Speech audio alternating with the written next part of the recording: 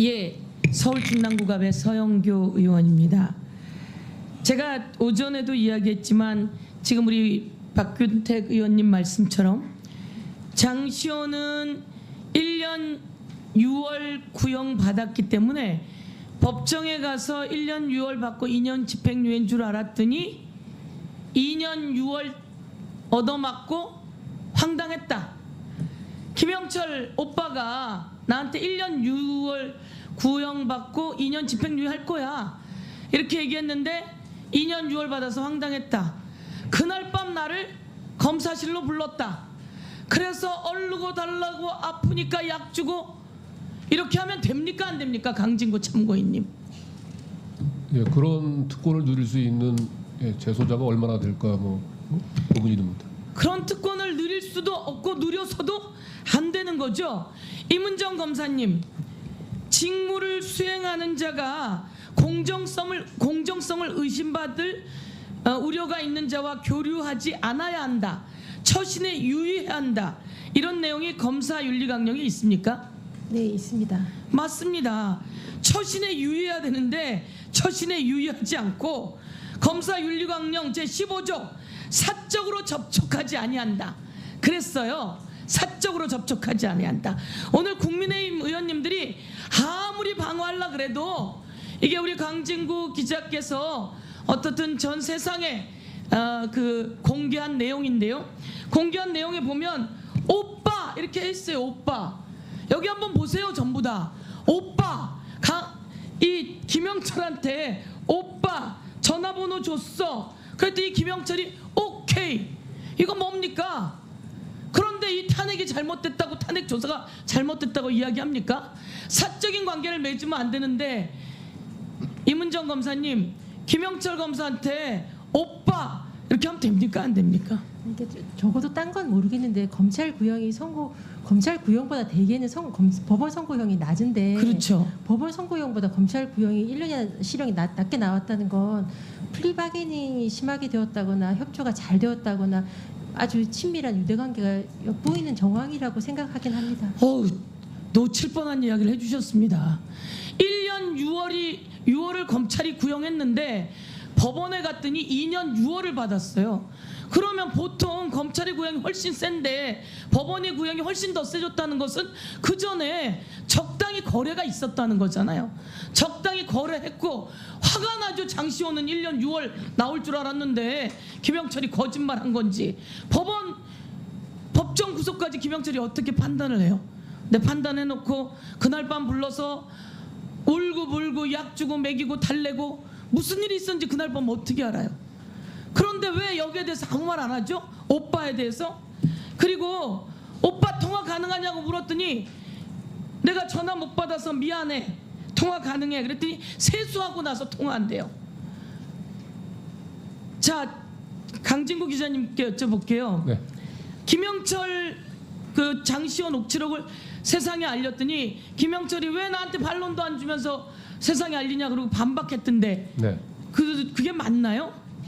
아닙니다. 제가 전화로 현재 전화를 안 받아서 직접 대검찰청에 있는 공보관한테 문자를 보내고 제 문자를 김영철 검사한테 전달해달라고 부탁했는데 또 아무런 반응이 없어서 직접 대검청사까지 제가 방문을 해서 그쪽 공보관실 통해서 다시 한번 김영철 검사가 제가 보낸 문자를 확인하고 답변을 달라고 부탁을 했으나 제가 말씀 듣기로도 전화도 수십 번 했고 일주일 동안 여러 번의 전화를 했고 문자도 보냈고 텔도 보냈고 카톡도 보냈고 그래서 안 돼서 대검 가서 공보관도 만났고 그래서 이메일 보내라고 해서 이메일까지 보냈는데 반박은 하나도 안 하고 나서 다 짜고 났는지 나에겐 반박 기회도 안 줬다 그러는데 아니 제가 오늘 공개적으로 이야기합니다.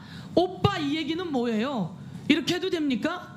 그리고 오빠 이 얘기 들으면서 왜 1년 6개월에서 2년 6개월 받는 걸 1년 6개월 받는다고 얘기를 했는지 그리고 오늘 나온 것처럼 장시호 씨를 불러서 아들 사진 해피버스데이까지 하게 해줬는지 등등에 대해서 이야기해야 합니다.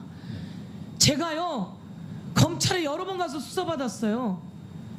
저요 변호사비 얼마나 냈는지 몰라요. 얼마나 무서웠는지 몰라요. 끝내 1심에서 무죄 받고요, 2심에서 무죄 받고요, 3심에서 무죄 받고요. 또 제가 정치인이란 이유로 고발이 있었다는 이유만으로 또 가서 기소유예도 받았어요. 그래서 제가 억울해서 헌법재판소에다가 제소를 했더니 헌법재판소에서 기소유예 풀어줬어요. 이러면서 우리는 살아요. 우리는 검사가 부르면 안 갈 수가 없어요. 그런데 검사를 이렇게 나쁜 짓을 많이 하는데, 우선 나쁜 짓 많이 한다고 우리는 이렇게 제보가 나왔고 문자까지 나왔잖아요.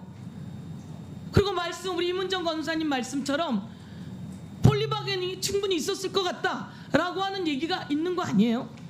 그런데 이 사람을 불러서 여기서 탄핵 조사를 하자는데 왜 이렇게 막고 가리고 그러죠? 제가 우리 신문보 기자님께 여쭤보겠습니다. 주가 조작, 김건희 여사의 주가 조작. 김건희 여사 어머니가 최은순 씨가 주식을 팝니다. 그렇죠? 네. 그리고 최은순 씨의 어머니가 주식을 팔고 저기 나와 있는데, 그리고 바로 32초 만에 김건희 씨가 그 주식을 사요. 엄마가 얼만큼 파냐면 62,000주 팔아요. 잘 보세요. 국민 여러분 잘 봐주세요. 엄마가 62,000주를 팔아요, 최은순 씨가. 그런데 32초 만에 김건희 씨가 사요. 그리고 23억을 둘이 벌었대요. 이거는 김영철 검사가 만든 종합 의견서에 나와 있는 내용이에요. 그러면 저걸 보고 주가 조작이 아니라고 생각할 사람이 있어요? 우리 엄마가 팔고 내가 사고 나랑 둘이 뭘 아니까 그렇죠.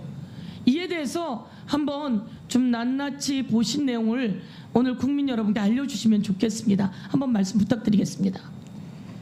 네, 김건희 여사와 최은순 씨의 주가 조작에 연루된 혐의는 더 이상 말씀드리지 않아도 될 만큼 많은 구체적 증거들은 나와 있다고 생각하고요.